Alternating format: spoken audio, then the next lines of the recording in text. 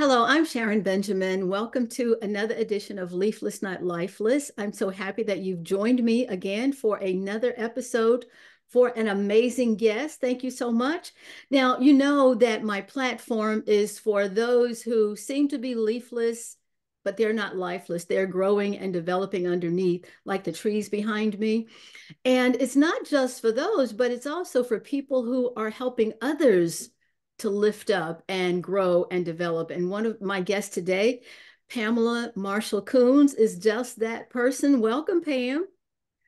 Hello, Sharon. Thank you very much. And the trees are beautiful. Yes, yes. So as you can see, one doesn't have leaves, the other does. We are, leafless, not lifeless, just because it appears to be. So, Pam, I am really excited to have you on as my guest.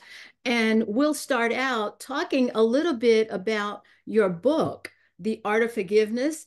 And we will go into the fact that you are making history because you are now running for sheriff. So we'll get to that. But first of all, you wrote a book, The Art of Forgiveness. Tell us about that. How did you come up with that concept? The art of forgiveness and expression of peace. I'm really excited about how well the book continues to be received. And we just finished the audio version. And in the final phases of that, the final edits have been done. And hopefully, we'll be able to do a Mother's Day marketing promo for that.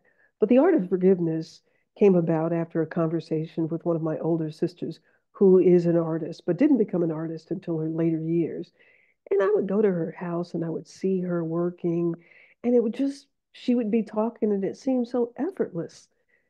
She was doing it effortlessly.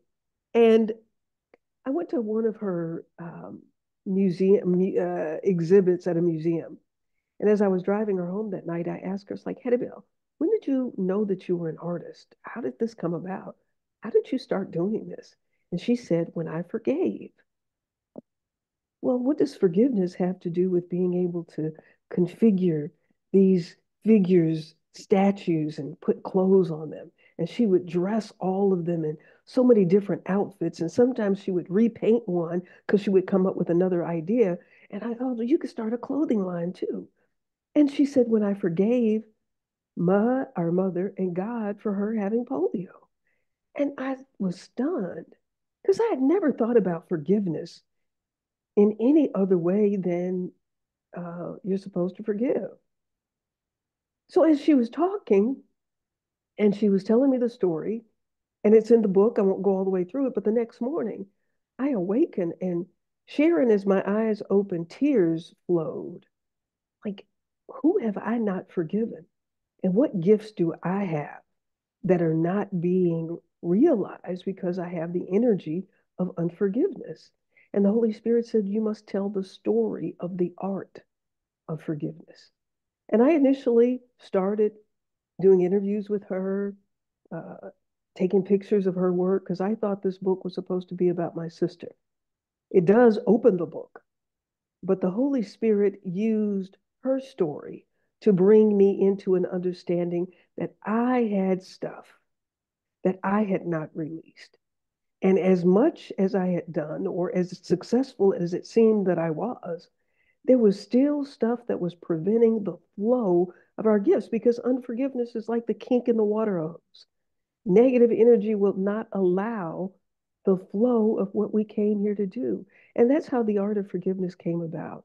And And it's been so powerful for me.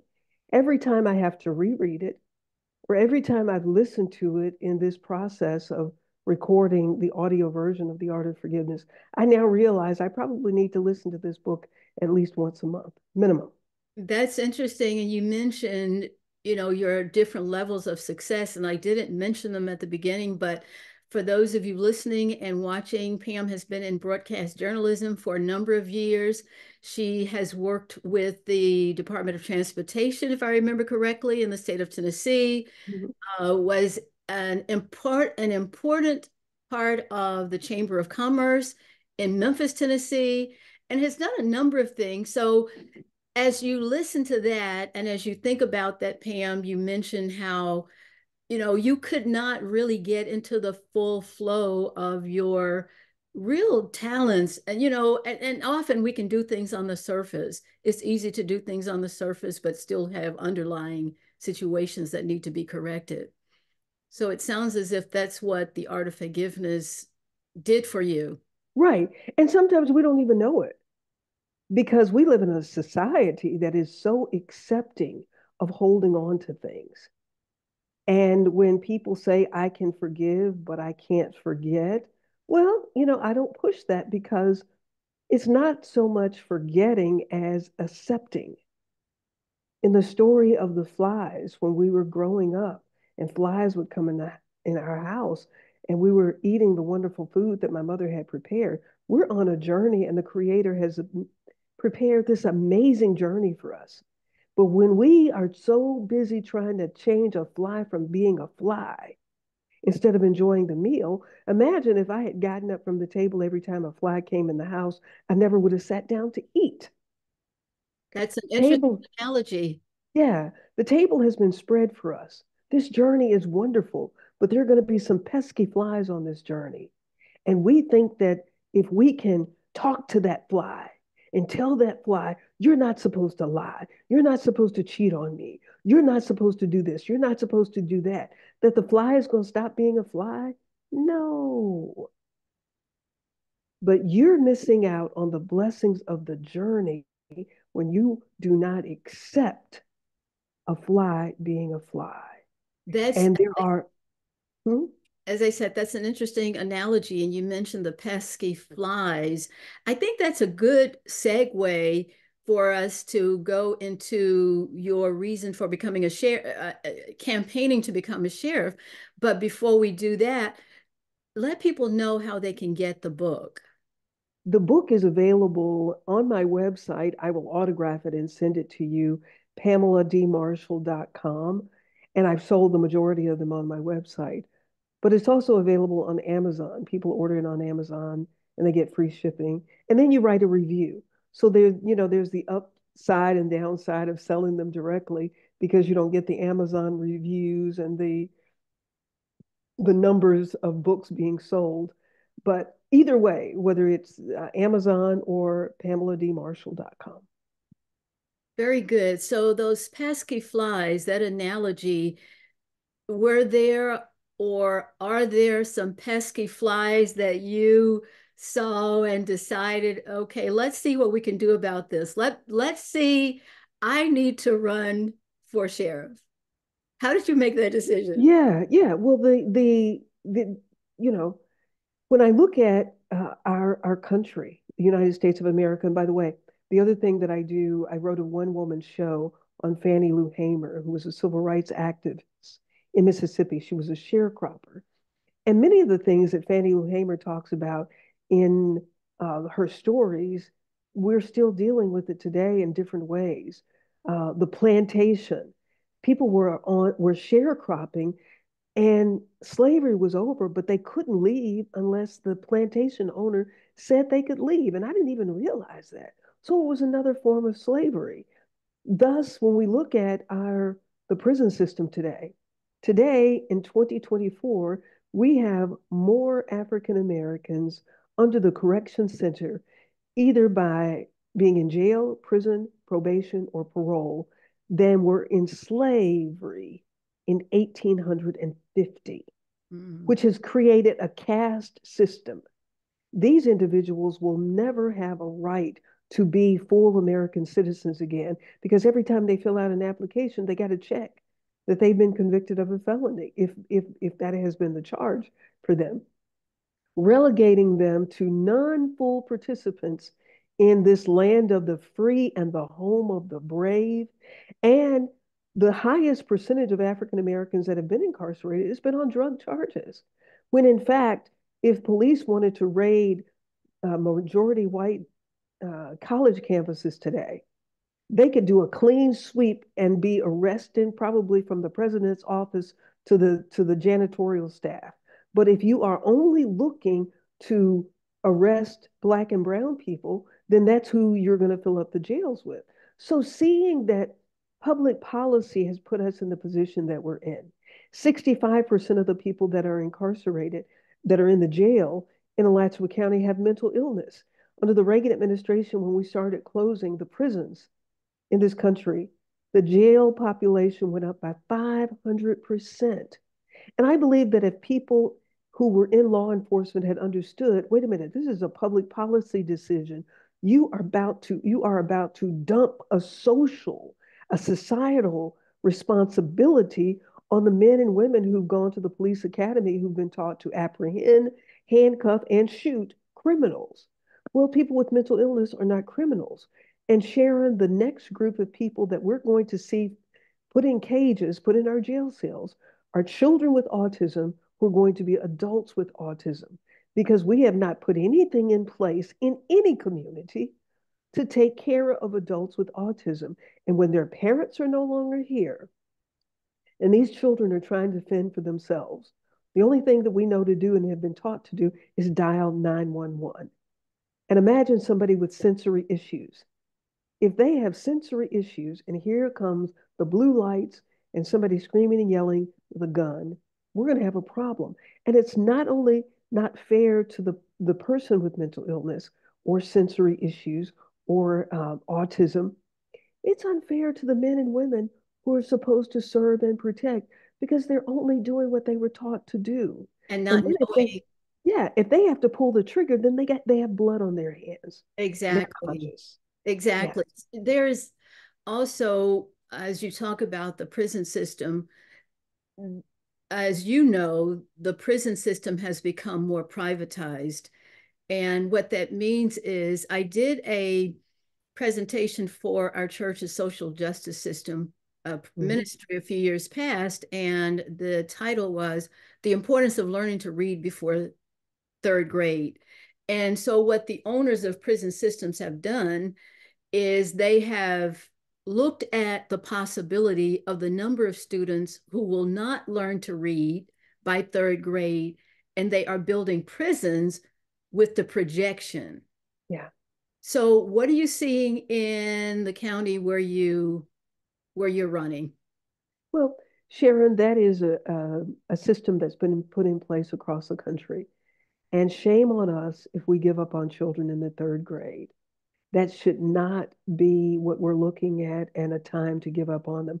Because if we're giving up on them in the third grade, then stop collecting money on them to just hold them until time to put them in the juvenile justice system and then progress them on. When we know these things and we see them and we're hearing them, I don't understand why we're standing still.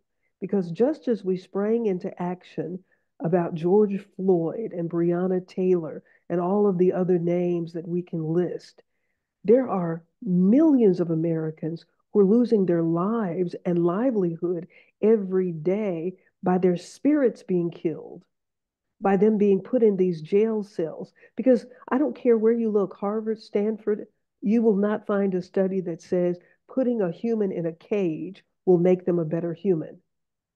And if you have mental illness, when I arrest you, you're going to have mental illness when I release you. Thus, 99% of the recidivism rate is with people with mental illness. So then you release them, they're on probation.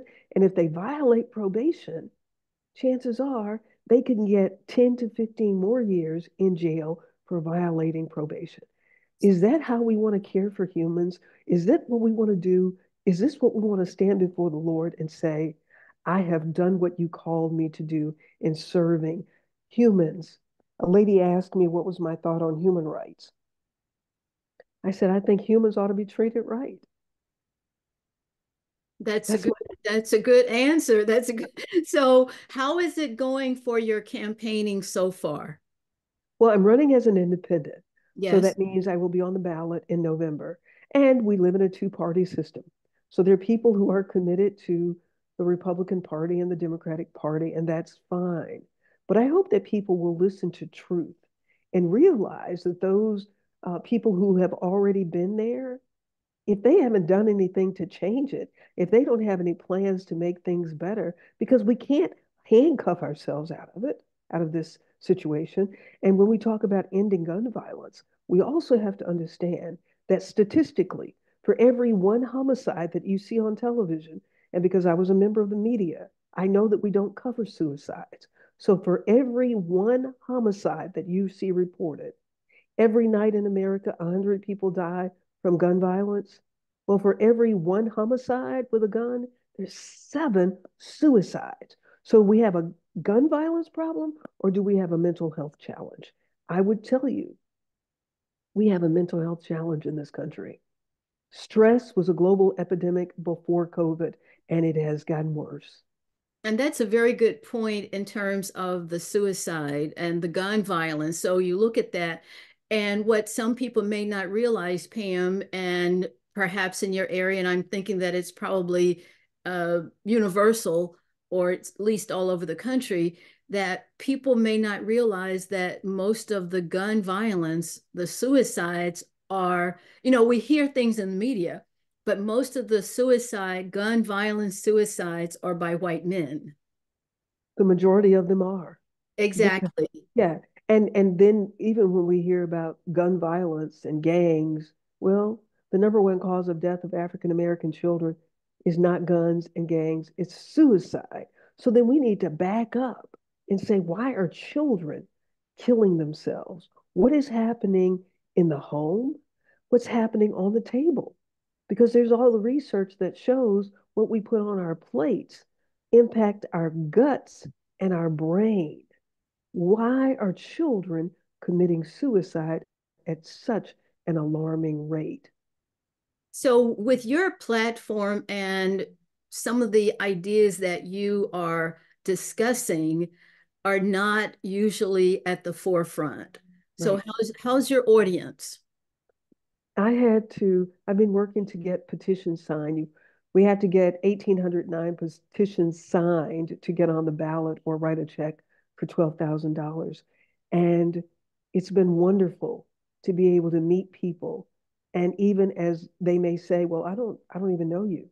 Well, the minute I start talking about mental illness, that mental illness is not a crime. They say, give it here, I'll sign it. One woman Sunday, when I said to talk to her about the suicide rate with guns, she said, I know that's how my mother left here. When I talk to families about what's going to happen to their children who have autism, they say, let me sign it. So the message, people know that what is at the core of the unrest in every community, it's the mind that's impacting the crime. And so we have to address the challenges of the mind. And we say we want safer communities, we want safer streets. We can't take back our streets until we take back our homes. Because right now, what we're doing is putting a band aid and some neosporin on a bed sore, and that's not going to cure it. So we have to have somebody who understands collaboration and bringing the agencies together to work on these issues. We have to talk to the judges and the district attorneys who are sentencing mentally ill people. They, I was sitting in court and this woman was screaming, and the judge knew she had mental illness, but it's protocol now. They know that people that are coming through their courts have mental illness, and I really don't see how they go home and go to sleep at night. You mentioned And the some of them may not. They may be part of the numbers who are committing suicide because It's this is true. this is this Yes. is disturbing. Yes. So you mentioned collaboration. So I'm wondering, how do you see your book, The Art of Forgiveness, in any degree of collaboration with your platform? Well, Sharon, as sheriff, every inmate is going to get the art of forgiveness, and we're going to start with reading it. We're going to start with reading it. I am going to be there to help hold Sunday morning services and other book talks because if we're going to have people there, my inmates may not want to go home because I want to change what's happening in the kitchen because what you feed people will impact how they act. Studies have shown white bread impacts the brain because white bread, wheat, this is no longer even a product that the body recognizes, and it causes inflammation of the brain. Yet we're feeding that to our children in schools as well as in the prisons. So if they're going to be there, then we need to treat them like humans because I believe in human care. And then I want to work with churches because if you're teaching this message of forgiveness, then how can you come and help join our efforts to make sure that when people are released from jail, that we have some programs in place that we can help people rather than just turning them back loose on the street. I'm inspired by Dorothea Dix, a woman in the 1800s who wrote the legislation to get the first mental health hospitals open. I want us to move toward doing that again because we have to do something. Because, Sharon, we don't have a homeless problem in America. We have a problem with people who are living on the streets who have mental illness. Well, We have to stop calling them homeless. yes, there's an issue there. So I am so pleased that I was able to talk with you and to share your campaigning with my guests, the viewers and the listeners. How can people donate to your effort, to your cause? And that certainly is welcomed and much needed. The campaign website is Pamela, the number four, sheriff.org, Pamela, the number four, sheriff.org. You can go to that website and read more about my platform and the way that you can get involved from $1 to $1,000. There's, as I said, the Democrats and the Republicans, people are, galvanizing and putting their money in those efforts. But let me tell you something, Sharon. I am serving the same one that David did with the slingshot and the stones in the bag. I think David had five in there, but he didn't need but one. And it was the power of the one that sent David to take on this mammoth of a giant. I had Yes, a lady to tell me, she said, this is a big mountain you're trying to climb. And I said, ma'am, you're absolutely right. But if somebody had not started climbing a mountain one day, I would still be picking cotton free. So I got to start climbing this mountain. exactly. I love that. Thank you so much for your fight. Keep fighting. And I will be so pleased to share your information as much as I can. And I am looking forward to the party, to the victory party. That's right, November 5th. November 5th. No, Get your plane ticket and come on and join us in Gainesville, Florida for the victory party. yes, that's Pamela, the number four, SHERRIFF.org. Send your donations. What is is there an email or should people just use that.org? Wait, I just lost you. Uh, What is what? do you have an email that people can Oh yeah, send? yeah, yes, They yes. just, Yes. United at PamelaForSheriff.org. The same thing with the number four. United at PamelaForSheriff.org. excellent, excellent. Thank you so much, Pamela Marshall Koons, for what you're doing. And what is the county again in Florida? Alachua County, which is Gainesville, Florida, where the University of Florida is located. Very good. Thank you so much for your time. I know you have a busy, hectic schedule right now, getting out there with people and letting them know what is the real issue and Yes. how we can actually, how they can join forces with you in the area. Again, I'm Sharon Benjamin, host of Leafless, Not Lifeless with Sharon Benjamin. Thank you so much for listening and watching. And I want you to go to PamelaForSheriff.org, send in your donations, and do what you can to help with the cause. Thanks again. And again, if you have a story where you perhaps seemed to have been leafless and others thought you were, but you were growing and developing, please, I'd love to share your story. Leafless, not lifeless at gmail.com. Leafless, not lifeless at gmail.com. Thank you so much, and I will see you the next time. Pam, thanks again for your time. You're welcome. Thank you for inviting me. Yes.